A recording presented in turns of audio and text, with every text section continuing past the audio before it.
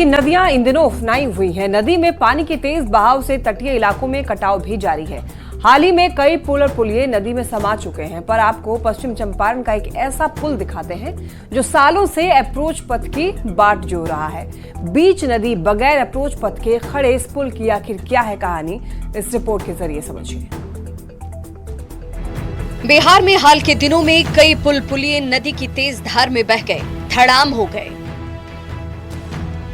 आए दिन पुलों की कहानी सामने आ रही है, पर आज हम आपको पश्चिम चंपारण के एक अजूबे पुल की कहानी बता रहे हैं जो बीच नदी में अटका पड़ा है। वो भी 1-2 साल से नहीं, पूरे 10 साल से। बिहार में पुलों के ध्वस्त होने की कई कहानियां तो जरूर है, लेकिन बगहा में एक अजूबा पुल भी है जो गंडक नदी की बीच धारे में लटकता हुआ पुल है। आप देख सकते हैं तस्वीरें, और इसकी कहानी भी कुछ अलग है।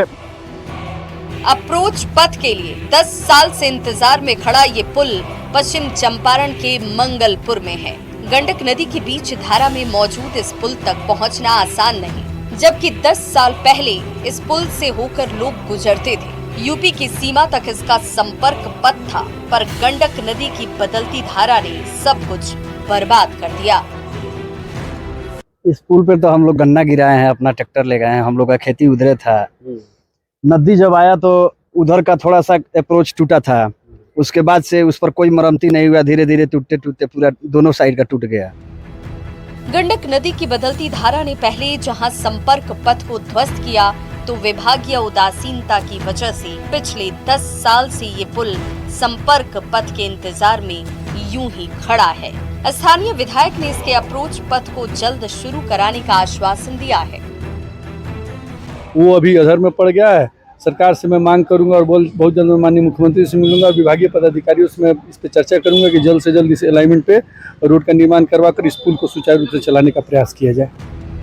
सरकार बिहार के खस्ताहाल पुल पुलियों के कायाकल्प की बात करती है, पर पश्चिम चंपारण के इस पुल की दशा देखकर समझा जा सकता है कि सरकारी महकमा कितना गंभीर है।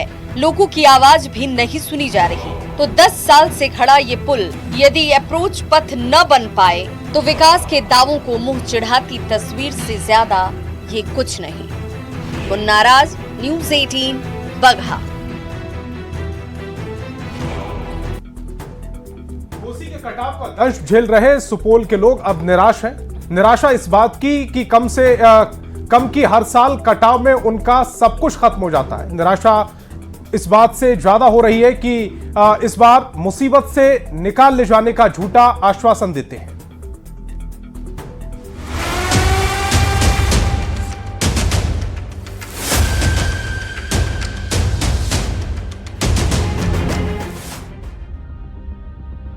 सुपौल सदर प्रखंड में कोसी नदी जमीन निगल रही है।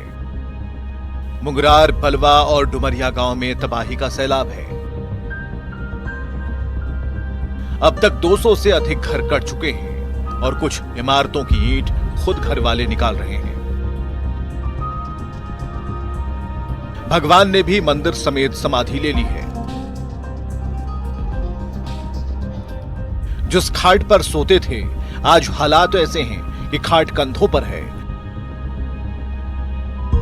और आंखों में नींद नहीं है।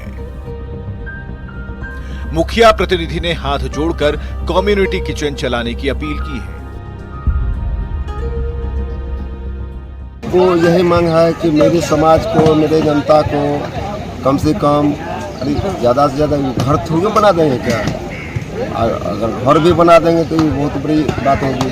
तो कम से कम खाने के लिए तो कुछ मिल जाए। सेकंड दर सेकंड जमीन की दरारें शून्य हो रही हैं। जीवन को सुरक्षित उस पार ले जाना है तो नाव के पैसे देने होंगे। जमीन के इस टुकड़े की लड़ाई कौन लड़े, ये पारिवारिक नहीं, अब प्राकृतिक मामला है। इसलिए सब चुप हैं, स्तब्ध हैं। विधायक ने अभी तक प्लास्टिक तक नहीं मिला है। चूरा चीनी जो भी होता है, खाने तक का सामान इन लोग का पानी में जलमग्न हो गया है और इतनी भयावह दृश्य है कि हम लोग को देख के भी रूह कांप उठता है।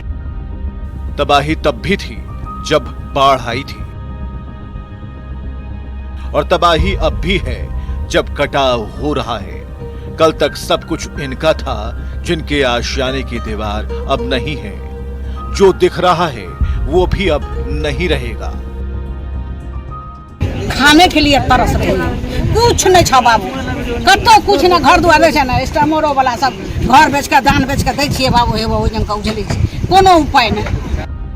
पाँव में पानी की रस्सियां हैं, अपनी जमीन से जुड़ाव है, आंखों में पानी का समंदर है, मगर सामने सैलाब है। जाए तो कहां, अब यही सवाल है। अमित कुमार झा, सुपौल, न्यूज़ 18।